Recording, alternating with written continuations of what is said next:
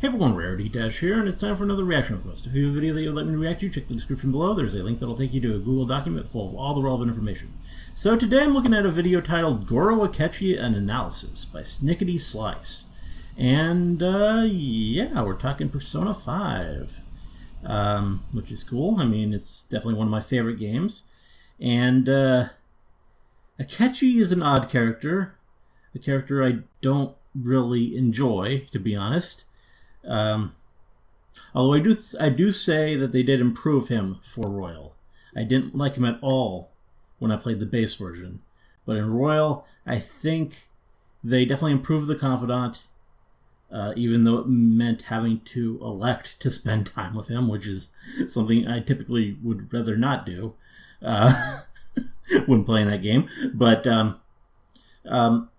yeah, I think they definitely made it feel more like an actual relationship instead of him just coming up to Joker every now and then and just sort of talking at him for a little while and then the rank going up and it not really seeming like it is that much of a two-way relationship. Yeah, I definitely think they improved it for Royal. And I mean, there's also the third semester, which I think, I mean, it's kind of a weird situation where that's sort of not really him, but sort of is. And that's kind of good stuff, like when he's just full on the true him, even though it's maybe not. It's weird. The third semester is weird. But I'm interested to get an analysis of Akechi, I guess. We'll see what is to be said here. Let's go ahead, and I don't think I brought this up yet. No, I didn't. Bring that up and go ahead and get into this. Or I didn't check my levels. Let me check. Goro Akechi is the best character in Persona 5. No. In fact, he might even be the best character in the entire series. If you made this claim sometime after the release of the original game, you'd be met with skepticism, to say the least. It was only after the release of Persona 5 Royal that the Akechi advocate was given their rightfully deserved vindication. In this analysis, I wouldn't go that far. I mean, they made it better, but from both the original game and the greatly expanded story from Royal, I'm going to be discussing what makes Akechi such a multifaceted character, and how such an irredeemably evil person ended up becoming the perfect symbol for all of the game's themes. This is not one of my UPC videos, nor will it be an exhaustive look at Persona 5 itself, so I'd recommend actually playing either version of the game before proceeding. I've played both. Preferably Royal.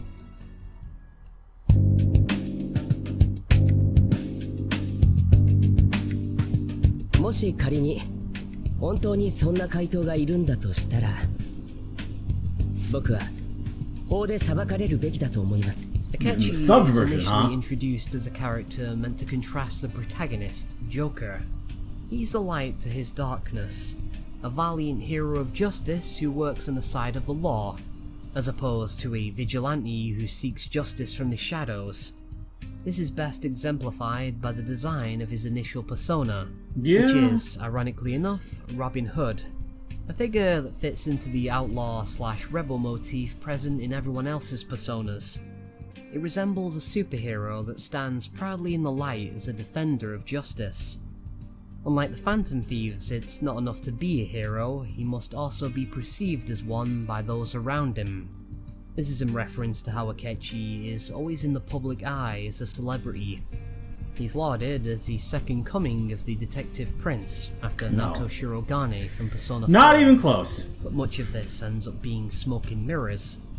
He presents himself as a somewhat bumbling, clumsy detective that is easy to get along with, which is how he ends up forming an unlikely friendship with Joker. This part of his character I find to be highly reminiscent of classic TV detective Columbo, particularly in how it's all a ruse to lure the people around him into a false sense of security. I get your point. Akechi's reasons for putting on this act have a far more sinister purpose though.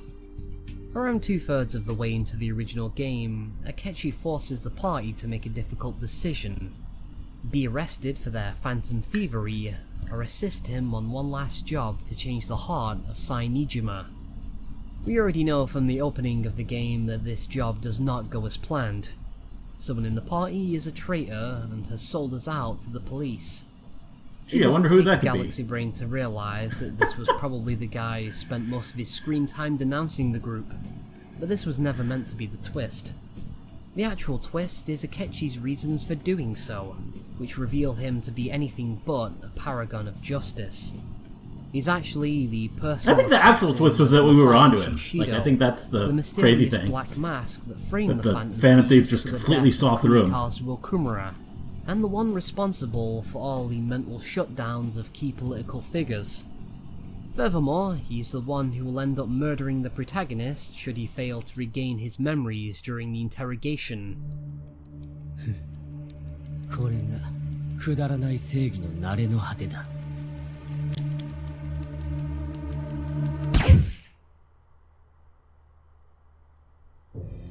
In the original game, Akechi is encountered one final time during Shido's palace, where we at last see him for what he truly is. Not a hero of justice, but a malicious, deceptive killer. His other persona is that of Loki, the chaotic trickster god of Norse mythology, who is the very antithesis of loyalty and heroism. He's depicted here covered entirely in dazzle camouflage. This was used on ships during World War I to make it difficult to discern. That's a cool detail. I know about dazzle camouflage, but I never made that connection. Deception has become such a natural state of being for Akechi that even the appearance of his persona leaves room for doubt. It may also symbolize that Akechi deceives himself just as much as the people around him, an aspect of his character that will come up again later. At any rate, it's during this part of the game that we discover his true backstory. Interestingly enough, it's very reminiscent of Reiji Kido from the first Persona, and could even be interpreted as a dark reflection of what that character could have become. He's the illegitimate son of Masayoshi Shido, born to a woman who was thrown aside to avoid a political scandal, and he now works as his right-hand man for the express purpose of eventually enacting his revenge. He wishes to prove to his father that he's not a failure. He's not a disgrace that is to be thrown aside and discarded. And then, once Shido reaches the height of his power, he'd reveal all of this before killing him. It's quite the Machiavellian scheme, but it's heavily implied that it would have failed, as the later scene shows that Shido was already suspicious of Akechi and was planning on getting rid of him. Akechi is a failure in almost every regard, and everything about him is shrouded in lies. He's not actually the second coming of the detective prince. No. He used his persona's ability to commit crimes that he could solve.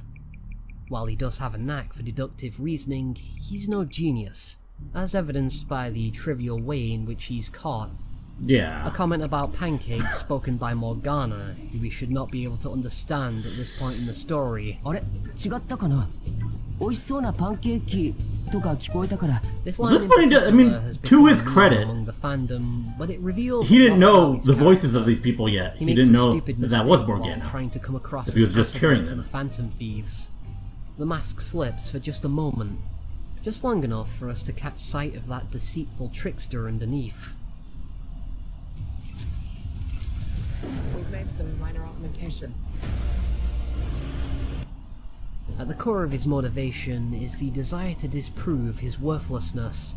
He doesn't want to be perceived as pitiable or weak, and so he must rebel against the cruel and unjust adult world in much the same way as the Phantom Thieves. However, his means of going about this are obviously very different. Instead of fighting against it, he becomes part of the system. He adopts a destructive survival of the fittest worldview and commits the same evil that was done to him. He played a game and gambled that he would come out on top, and perhaps even deluded himself into thinking that he would. The idea that this is all just a game is a recurring motif in Persona 5. It's no coincidence that the only part of the original game he becomes a party member is Sainijima's palace, a casino where he uses his own cunning to come out on top against a rigged system. That's right, this entire palace is just as important to Akechi as it is Sainijima. It's a metaphor for his character up to this point. This motif plays an important role in the newly added content in Royal as well, particularly in Akechi's confidant. Originally, his confidant automatically leveled up as you progressed through the story. Yeah. But in Royal it has to be done manually by spending time with him, just like a lot of the other characters. There's an underlying competitiveness to a lot of his interactions with Joker as the two develop an unusual bond. He's delighted to see Joker as a sort of rival, and even allows his mask to slip on a couple occasions to reveal his more vulnerable side. He admits that he sees a bit of himself in the protagonist, since they're both victims of cruel, oppressive adults. The same one, actually. How much of this that's is true. genuine at any given moment is up for debate, but it's hard not to feel like there's a real sense of camaraderie blooming here. They may be at odds with each other, but their circumstances are similar. This is alluded to in rank 7 of his confidant, albeit disguised in metaphor for a friendly game of pool.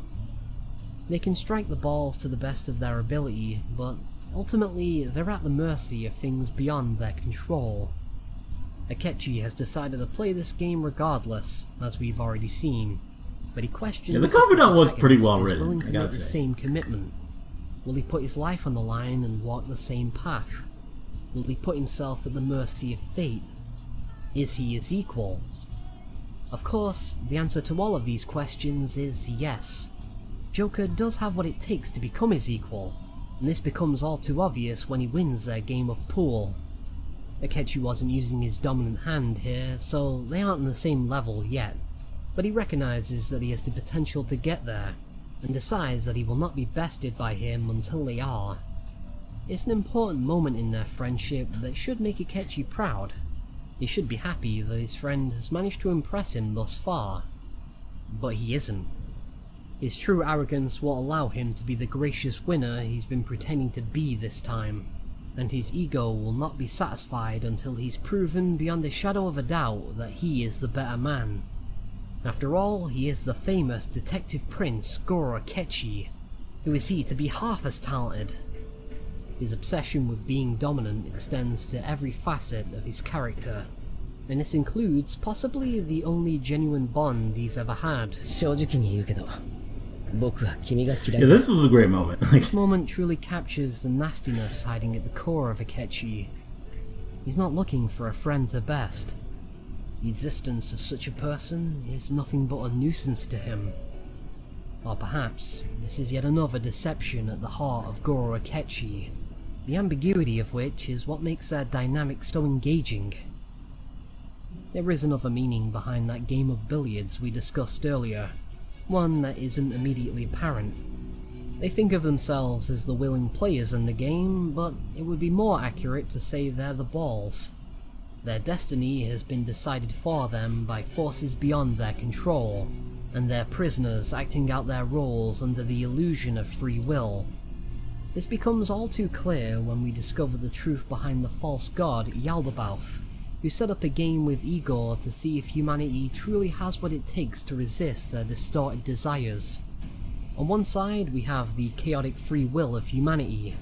These are individuals who have decided to reject the control placed on them by society. And on the other we have the establishment, the status quo, the collective will of the people who place law and order above individuality. This dichotomy is actually another take on the main conflict of the Shin Megami Tensei games. True. It's a tale as old as time. I've only played Shin Megami Tensei conceptualized 4, as rebellious teenagers versus but shitty adults. that's enough to kind of get the premise, I Humanity's think. chaotic champion is Joker, whereas Yaldabaoth's lawful champion is Goro Akechi. The reason Joker was chosen is left up for interpretation. He's a player's surrogate, so he's most likely meant to represent the player's own rebellious spirit. The reason Akechi was chosen, on the other hand, is far more interesting and isn't immediately obvious. Yaldabaoth needed to bestow power upon someone who embodied his reason for being, someone who was ruled by their distorted desires, the 7 deadly sins. The 7 deadly sins is another recurring motif at the forefront of Persona 5. Every palace in the game corresponds to at least one of them, with the addition of vanity. Yaldabaoth even Which is like an uses old... these capital vices as It's an in some attack old during versions his of the final Sins. battle against I the looked into Phantom that before, Thieves. I think. He isn't handing out judgment for exhibiting these vices, as a real god would, He's instead bestowing them, like a weapon. This is because he's not a real god and merely took the form of one. He's actually more of a Nyarlathotep type creature that was given life through humanity's collective shadow, their desire to be controlled by some kind of higher order so they never have to make their own decisions. He's a malicious entity masquerading as ordained authority, just like Goro Akechi. He appears to be a paragon of justice represented by the light of God, but his true character is one of disdain and elitism. So how do the 7 deadly sins apply? We know for sure that he is wrathful. He's entirely motivated by hatred and has a strong desire for revenge. This is so powerful that one of his persona's hidden abilities is to infect others with this same intense madness. He's envious that Joker has things he does not, such as genuine bonds with other people and inherent talents that rival his own. Which brings us to his final sin. This one is considered the worst of all sins and is said to be the root of all evil. Pride. As we've already seen, he has an intense desire to be the best, and has an excessively high opinion of himself, even though a lot of his accomplishments are revealed to be phony. He's a bit of a show-off and makes it clear by his Phantom Thief outfit. He acts humble in front of others, but the truth is he wants to be recognised as superior by the people around him, and refuses to acknowledge his own faults. Pride is the shadow run rampant, a dangerous lack of self-awareness that leads to a disregard for anyone or anything that isn't themselves. This is what makes Joker such a threat in Akechi's eyes. His very existence threatens to shatter this illusion he has of himself, and he knows it. He can never actually acknowledge the talents of Joker without also admitting that he isn't special. It's very fitting that Akechi's downfall is brought about not by Joker, who extends a hand of friendship, but himself. Or more accurately, a twisted cognition of himself created by Shido that reveals him for what he truly is. Nothing more than a killer that is someone else's puppet. All this time, he thought he was following his own path, but this was just another one of Loki's deceptions. He's a slave to his own pride. This is what makes him Yaldabaoth's ideal champion. He believes him to be the perfect symbol of mankind's folly and desire to be governed. However, as we later learn, Yaldabaoth's cynical view of humanity is only half true, and this is doubly so for Akechi. The cognitive version of himself gives him an out here. All he has to do is take up his gun and kill Joker once and for all. If he's able to do that, he can go back to deceiving himself and everyone around him. His sense of self can be preserved, and he can continue being the Goro Akechi who is beloved by the people around him. All he has to do is kill the one person standing in the way. Instead though, he decides to fire the gun on himself, symbolically rejecting his hubris and role as a mere puppet. Pride comes before the fall. In the original Persona 5, this was the end of Goro Akechi's character. Yep. He puts his hopes on the Phantom Thieves to It's get still kind of instead, and is we'll heavily get to that, I'm inclined sure. to have been killed. Akechi's single act of rebellion was the first crack in Yaldabaoth's master plan. It was proof that humanity could overcome their distorted desires and reject his control, which is exactly what happens when he's defeated by the Phantom Thieves at the end of the original game. In Persona 5 Royal, the story continues beyond this point, and it's revealed that Akechi somehow survived the last confrontation in Shido's palace. He turns himself in for his crimes to repay his debt to Joker. 安心してよ。本物だから。 Despite confessing to a whole slew of crimes though, he's released shortly afterwards. And from here, things start getting very weird. Characters that were previously deceased suddenly start showing up as if nothing happened. No one but Joker and Akechi find this unusual, so they once again team up to find the cause. Long story short, and perhaps save for another video, they've been trapped in an ideal world created by the school counselor, Takuto Maruki. Even though they managed to escape from the control of Yaldabaoth, their fates are now, once again, not in their own hands. However, this time, their ruler is at least a good man at heart. He's being genuine when he says he wants nothing more than for them to be happy and content for the rest of their lives. This is such an appealing reality that the rest of the Phantom Thieves are reluctant to admit that anything has changed at all. A part of themselves wants to believe that this is their new, real world. They want to believe that all the pain they endured on their journey up to this point never actually happened.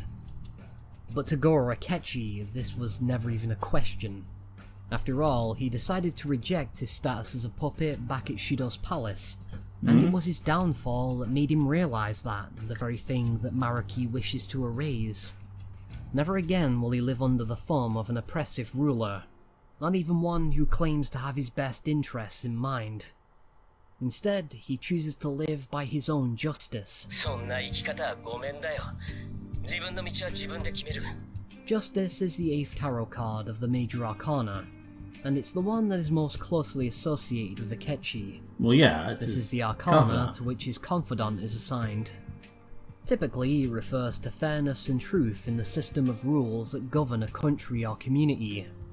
This suits Akechi early on as the detective that directly challenges the actions of the Phantom Thieves, but later comes to refer to one's own personal justice. This idea of a personal justice outside of the legal system is quite important in Persona 5, and it's often left up to the player's interpretation. Are the actions of the Phantom Thieves justified? Are Maruki's actions justified? Ultimately, it comes down to one's own beliefs. Akechi originally seeks justice for his mother by becoming a wrathful avenger, but after that's finished, his only justice is escaping the oppressive system that made him that way to begin with. This is the only desire that Akechi holds, and thus he is not taken by Maruki's ideal world. It's rather ironic considering he stands to gain the most from it, as someone who is no longer alive in the real world. Yeah. This is because Joker's ideal world is one where he and Akechi can be friends. Akechi knew this the entire time, and has been fighting against Maruki, knowing full well that the only thing that awaits him on the other side is death. So what? That's the path I chose. Oh, now we switched to English. All okay. you have to do is stick to your guns and challenge Maruki. I think it'd be all one or the other. Are you really so spineless that you'd fold over some bullshit trivial threat on my life? He's been fighting for his own non-existence. His right not to be under someone else's control for the rest of his days. This is his own personal justice. But the decision is ultimately up to the player, and they're given one final chance to take Maruki's offer and live in that ideal world he promised. Yeah. His choice is offered twice, but only the second time weighs so heavily on what Akechi wants. Do you grant his wish? Or do you live on happily ever after with the knowledge that you betrayed him? It's this moment that truly tests the sincerity of their friendship. There are various decisions you can make during his confidant that will change this scene. To see the full story, you must consider him a rival, accept his duel, and lastly decide not to forget about him. Make these decisions, and Akechi's two personas will merge together to form Hereward. Hereward the Wake led an Anglo-Saxon rebellion against the oppressive Norman King of England, William the Conqueror. He became a symbol of Anglo-Saxon heroism, and may have been one of the possible influences for the tales of Robin Hood and his merry men. The evolution of Akechi's personas are indicative of his character development. It begins with the fictional outlaw Robin Hood, the persona representing his lies. Loki represents the deceptive trickster underneath this front of heroism. But finally, at the very end of his journey, we have Hereward, a very real historic rebel. His lies eventually kind of how the progress goes with all of them. He was able to rise up against the oppressive forces controlling his fate and break free from them. Just like the Phantom Thieves he once hated. This is who he is at his very core. Pride may come before the fall, but this isn't entirely a bad thing, at least in the context of the Megami Tensei series and its depictions of Lucifer. Pride is a rebellious act of free will against God, something that's played out in the game itself when Joker summons Satanael to defeat Yaldabaoth. Loki is another figure who used his free will to cause mischief and defy the gods, and was bound by them as punishment. While they're initially presented as polar opposites, war and chaos, they're not so different after all, which is the true meaning behind the affinity they feel for each other. They're both representations of mankind's individuality, their free will, their desire to sow chaos and break the chains placed on them by society.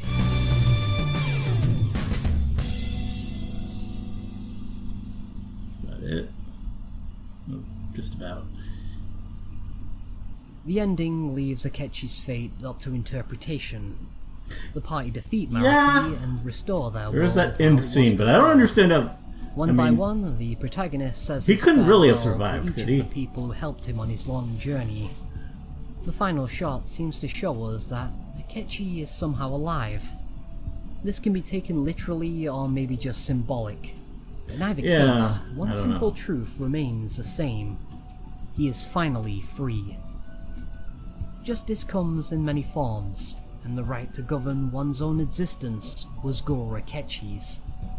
A true rebel indeed. The rest of the cast can have their silly spin-offs, side stories and sequels, but I think it's better if we let Goro Akechi rest in peace.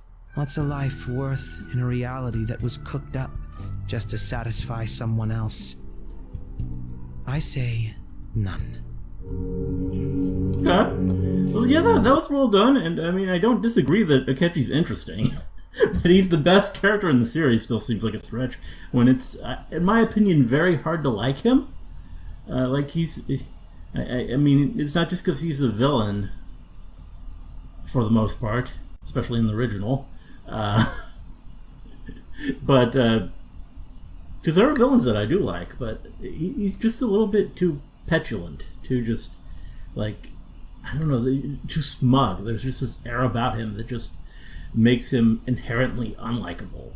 And I don't know, I think that holds him back, even though, I mean, there's a lot, the writing's good. I mean, Persona 5 Persona 5 Royal, I should say, is one of my favorite games for a reason. I mean, the characters are really well done, really interesting, and Akechi is one of those interesting characters, more so in Royal, I would say, but yeah, just that opening, that was a little strong for me. That's my one complaint with this video. It's a very interesting analysis of Akechi, but I can't agree with the thesis here. I definitely think we didn't really prove that. We proved that he's well written and interesting, but best character in the series, that's a stretch, and I don't see it. I don't think I can be convinced of that. But yeah, still a good video. Still well narrated, well presented, well thought out. And yeah, I enjoyed it. Hope you guys liked the reaction. Let me know if you did. And see you in the next one.